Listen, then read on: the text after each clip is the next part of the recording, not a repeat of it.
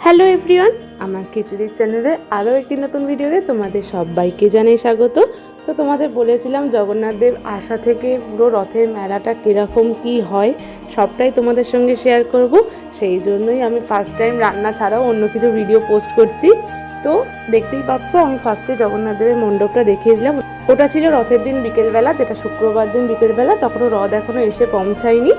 তো আমরা রথ আনতে গিয়েছিলাম, কিন্তু পুরোটা যায়নি, কারণ এতই বৃষ্টি হচ্ছিল, অতটা যেতে পারমিশনই দেয়নি মা। তখনও দোকানগুলো ভালো করে বসেনি, দেখতেই পেলে ওদিকে ফালুদা দোকান, আরও জিলিপি গজা, প্রচুর জিলিপি গজার দোকান বসে। এই ফুচকা কাকু ফুচকা দোকানে সবে নিয়ে যাচ্ছে বসাবে বলে। অনেক papdi chaat, bhelpuri, ice cream, pakora, egg roll, chowmein সব কিছুরই দোকান থাকে। একদমই রাস্তার ওপরে হয়, আমার বাড়ির সামনেই এটা সারা বছরই একদম ওই মণ্ডপটা এমনি ফাঁকাই থাকে। আর যে কদিন রথযাত্রা হয় প্রভু মাসির বাড়ি আসে, হ্যাঁ আমার বাড়ির সামনেটা মাসির বাড়ি হয় প্রভু। তো যে কদিন প্রভু আসেন সে কদিন এখানে একদমই জাঁকজমকভাবে মেলা হয়, সাথে প্রভু ওই মণ্ডপের মধ্যেই থাকেন। আর ওই মণ্ডপের পিছনে আর ওপরে প্রত্যেক দিন রান্না হয়, সেখানে নরনারায়ণ সেবা হয়, ভাত, অনেক রকমের তরকারি হয়, অনেক ভাজাভুজি হয়, সব কিছুই প্রভুকে একদমই ভোগ দেওয়া হয়। সেই ভোগটা নিয়েই একদমই সবাইকে প্রসাদ হিসেবে গ্রহণ করানো হয়। তো দেখতেই পাচ্ছ কত রকমের মেলা বসেছে। ভিতরে যে মেলাগুলো হচ্ছে ওখানে প্রচুর পুতুল, অনেক খেলনা দোকানও বসে, অনেক চাবির রিং, প্রচুর কিছু পাওয়া যায়। তো ছোটোবেলায় ওগুলো প্রচুর কিনতাম, মানে রথে প্রত্যেক দিন মেলায় গিয়ে কিছু না কিছু কিনেই আনতাম। তো ওইটা শুধু সোজা রথ আর উল্টো রথের মধ্যেই থাকে। আর ভিতরের মেলাটা অন্য দিন করে থাকে না, ওখানে হরিনাম সংকীর্তন হয়। ছোটোবেলায় রথ মানে একদমই দুর্গাপুজোরই সমান ছিল।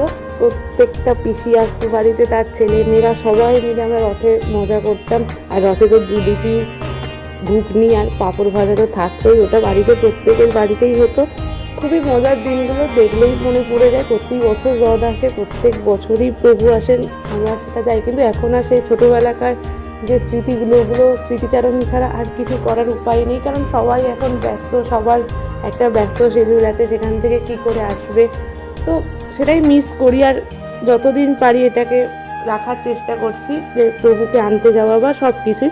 ছোটোবেলা নিয়ে যেত না এত ভিড়ের জন্য, যবে থেকে বড় হয়েছি ভাই বোনেরা সবাই মিলেই যাই, যেহেতু আমাদের জয়েন্ট ফ্যামিলি, সব বোনেরা ভাইয়েরা মিলে যাই। তো দেখতেই পাচ্ছ আমরা রথ আনতে চলে এসেছি। ওই তো প্রভু জগন্নাথ দেব, বলরাম আর সুভদ্রাও আছেন, একদমই রথের উপরে থাকেন। একদমই মেন রাস্তার উপর দিয়েই রথটা আসেন, মানে প্রভু আসেন। আর এক সাইডে রাস্তাটা বন্ধ থাকে পুরো। আর দেখতেই পাচ্ছ কত লোকজন আসে, প্রচুর লোকজন হয়। আর সবাই খুবই মজা করে করেই প্রভুকে আনেন। আর প্রচুর পুলিশ প্রোটেকশনও থাকে, যাতে কোনো গন্ডগোল না হয়ে যায়। আর মেন রাস্তার ওপরে একদম মাসির বাড়ি প্রভু এসেও গিয়েছেন। দেখতেই পাচ্ছ কত লোকজন, কত ভিড়। বছরে যেখানে যাই থাকি, এই রথের দিনে রথের দড়ি টানাটা মিস করা যায় না, ছোটো থেকে ওটা করেই যাই।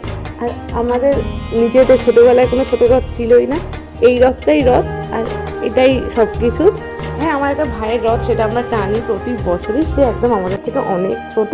ও রথটা প্রতি বছর টানি। একদমই প্রভু মাসির বাড়ি এসেই গিয়েছেন, দেখতেই পাচ্ছ কত বিকেলবেলা আমরা গিয়েছিলাম, একদম আস্তে আস্তে সন্ধে হয়ে গিয়েছে। এবার প্রভুকে নিয়ে যাওয়া হবে, প্রচুর লোকজন নিয়ে এসে গিয়েছে, সবাই প্রভুকে দর্শন করবে বলে। আর ওই যে পর্দা দিয়ে দিয়েছে ভিতরটা, দেখতেই পাচ্ছে, কারণ প্রভুকে এনে ভালোভাবে সাজিয়ে তবে পর্দাটা সরানো হয়। এবার সবাইকে প্রভুকে নিয়ে যাওয়া হচ্ছে, ফার্স্টে জগন্নাথ দেবকেই নিয়ে যাওয়া হচ্ছে, একদমই মাথায় চাপা দিয়ে। যে ঠাকুরমশাইরা আসেন রথের জন্য, ছোটো থেকে ওনাদেরই দেখছি, তো ওনারাই একদম প্রভুকে নিয়ে একদম দুলিয়ে দুলিয়ে, যেরকমভাবে ঠিক জগন্নাথ দেবকে নিয়ে যাওয়া হয় সেরকমভাবেই নিয়ে যায়। দেখতেই পাচ্ছ, একদম তোমাদের জন্য ফার্স্ট টাইম আমি এত ভিডিও করেছি, নাহলে আমি এত ভিডিও কোনোদিনই করি না। তো দেখতেই পাচ্ছ একদম খুব সুন্দরভাবে দুলিয়ে দুলিয়ে প্রভু জগন্নাথ দেবকে নিয়ে যান, বলরাম সুভদ্রা সবাইকে নিয়ে যান। আর একদমই এই সময় পুরো গার্ড করে দেওয়া থাকে, আর অনেক গয়না পরে থাকে, তো সেই জন্য দড়ির মধ্যে দিয়ে প্রভুকে নিয়ে যাওয়া হয়, দড়ির ভিতরে কাউকে অ্যালাউ করে না সেই মুহূর্তে। আর শঙ্খধ্বনি উলুধ্বনি দিয়েই প্রভুকে নিয়ে যাওয়া হয়। আমি একদমই সবটা সাউন্ড অফ করে দিয়েছি, যদি কপিরাইট পড়ে যায়, কারণ অনেক গান বাজছিল, মাইক বাজছিল, সেই জন্য।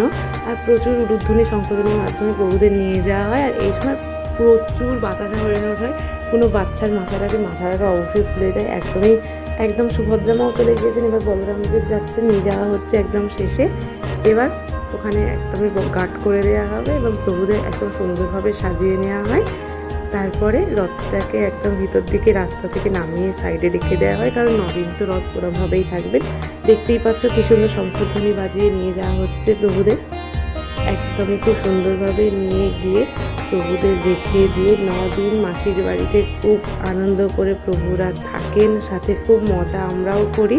তো দেখতেই পাচ্ছ এখানে প্রভুদের একদম ফাইনাল লুক। 9 দিন প্রভুরা এইভাবে এত সুন্দরভাবে সেজে গুজে এখানে থাকবেন।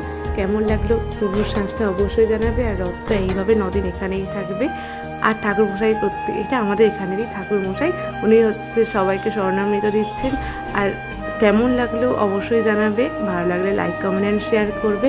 আমার চ্যানেলে নতুন হয়ে থাকলে অবশ্যই চ্যানেলটিকে সাবস্ক্রাইব করবে। আর রথের দিন জিলিপি না দেখিয়ে ভিডিও শেষ করলে হয় নাকি? তো সবাই কে কে জিলিপি খেলে অবশ্যই জানাবে। টাটা।